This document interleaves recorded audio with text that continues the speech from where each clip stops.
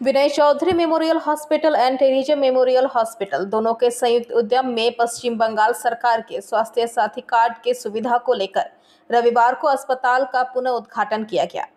इसी को लेकर रानीगंज पंजाबी मोड़ से स्कूल मोड़ तक एक जागरूकता रैली निकाली गई। इस दौरान जितेंद्र सिंह, देवज्योति भट्टाचार्य, सुप्रतिम बनर्जी, शुभज्योति भट्टाचार्य, सौमन चौधरी उपस्थित थे। रैली रानीगंज स्कूल मोड़ में समाप्त हुई। इस दौरान जितेंद्र सिंह ने पीवीटीवी के माध्यम से ये बातें कही। हॉस्पिटल আছে তার ব্যানার নিয়ে আপনারা পাঞ্জাবের মোড় থেকে আজ পদযাত্রা ছিল স্বাস্থ্য সাথী ক্যাশলেস নিয়ে আবার সাথে নিয়ে মানে এগিয়ে চলছেন কি বিষয়টা দিয়ে তুলে ধরছেন এই র্যালির মাধ্যমে? আজকে আমাদের যে মিছিলটা বেরিয়েছিল, যে র্যালিটা বেরিয়েছিল সেটা হচ্ছে অ্যাওয়ারনেস র্যালি। বিনয় চৌধুরী মেমোরিয়াল হসপিটালের পক্ষ থেকে এটা বেরোনো। স্বাস্থ্য সাথীর সুবিধাতে আমরা এখন বি গ্রেডে হসপিটাল, আমরা বি গ্রেডেশন পেয়েছি।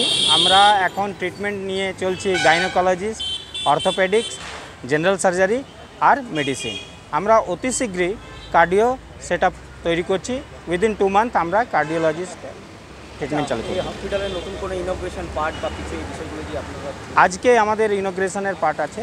আজকে আমাদের 10টা সাড়ে 10টার সময় ইনোগ্রেশন হবে আমাদের হসপিটালে। আমাদের এই মিছিলে যিনি হাঁটলেন তিনি হচ্ছেন আমাদের ট্রাস্টি বোর্ডের মেম্বাররা, টেরেজা মেমোরিয়াল হসপিটালের মেম্বাররা, আর আমাদের নার্সিং স্টাফ আর আমাদের হসপিটাল স্টাফ। আমার নাম जितेंद्र कुमार सिंह, আমি বিনয় চৌধুরী হসপিটালের ম্যানেজার। वही रैली के बाद रानीगंज के मंगलपुर स्थित डॉक्टर एमएन घोष रोड स्थित विनय चौधरी अस्पताल में एक संवाददाता सम्मेलन का आयोजन किया गया। कार्डियक थोरेसिक सर्जन एवं अस्पताल के ट्रस्टी बोर्ड के मेंबर एवं ट्रेजरर डॉक्टर सप्तर्षि रॉय पत्रकारों के सामने ये बातें रखी।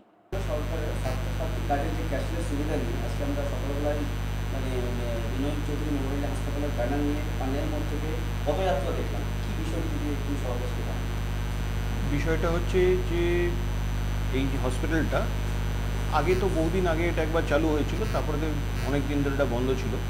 তো আমরা এই হসপিটালটাকে আবার নতুন করে চালু করছি। তো এই বিনয় চৌধুরী মেমোরিয়াল হসপিটালটা এটা একটা লোয়ার সোশিও ইকোনমিক স্টেটার লোকেদের জন্য একটা মাল্টি স্পেশালিটি হসপিটাল। মেনলি এখানে general surgery, orthopaedics, gynae, ENT এইসব ইয়েগুলো থাকবে এবং ভবিষ্যতে এখানে কার্ডিওলজি সার্ভিসেসও শুরু হবে। তো সেই এমনি জনসাধারণকে জানানোর জন্যে ওই র্যালিটা হয়েছিল যে এখানে নতুন করে আবার এই হসপিটালটা চালু হচ্ছে। প্রাথমিক পর্যায়ে মানে শহরবাসী কী কী সুবিধাগুলো পাবে স্টার্টিং থেকে, কী কী সুবিধাগুলো পাবে? সুবিধা বলতে কার্ডিয়াকটা শুরু হতে আমাদের আরও মাস 2 মতো লাগবে। প্রথম দিকে ওরা পাবে হচ্ছে গিয়ে general surgery, gynae and obs, orthopaedics আর এমনি প্যাথোলজি ল্যাবের যেগুলো আছে, ইউএসজি, আলট্রাসোনোগ্রাফি, হ্যাঁ, এক্স-রে, তো ইএনটি, এইসবগুলো প্রথম দিকে থাকবে। বেসিক্যালি এখানকারই যারা লোকাল ডাক্তাররা আছেন, যারা বিভিন্ন ছোটো ছোটো নার্সিংহোমে করে, তারাই এখানে সবাই আসবে বলে আমাদের সাথে কথা হয়েছে। লিস্ট আছে, লিস্টে দেখে নিতে হবে। হ্যাঁ, সবকটা তো এক্স্যাক্টলি এখন তো আমি বলতে পারবো না। মানে নিশ্চয়ই অন্য হসপিটাল থেকে অনেক, এটা যেহেতু it is the trust hospital, it is the not for profit organisation, তো অন্য হসপিটাল থেকে এখানে রেটস কিন্তু অনেক কম হবে, সিগনিফিকেন্টলি কম হবে। স্যার, এনএইচ থেকে মানে খুব সামনে হসপিটালটা, এনএইচ থেকে মানে বাইরের পেশেন্টরাও এখানে প্রায় আসতেই পারে, ঠিক আছে? তো এত বড় হসপিটালের ক্যাম্পাস মেনটেন কীভাবে করবেন? এখন তো মেনটেন্ড আছে, গাড়ির পার্কিংয়ের জায়গা আছে এবং আমরা এখানে। आपको बता दें कि 24 घंटे emergency, outdoor, general surgery, orthopaedics, gynaec, pathology, pharmacy एवं एम्बुलेंस की सुविधा रखी गई है।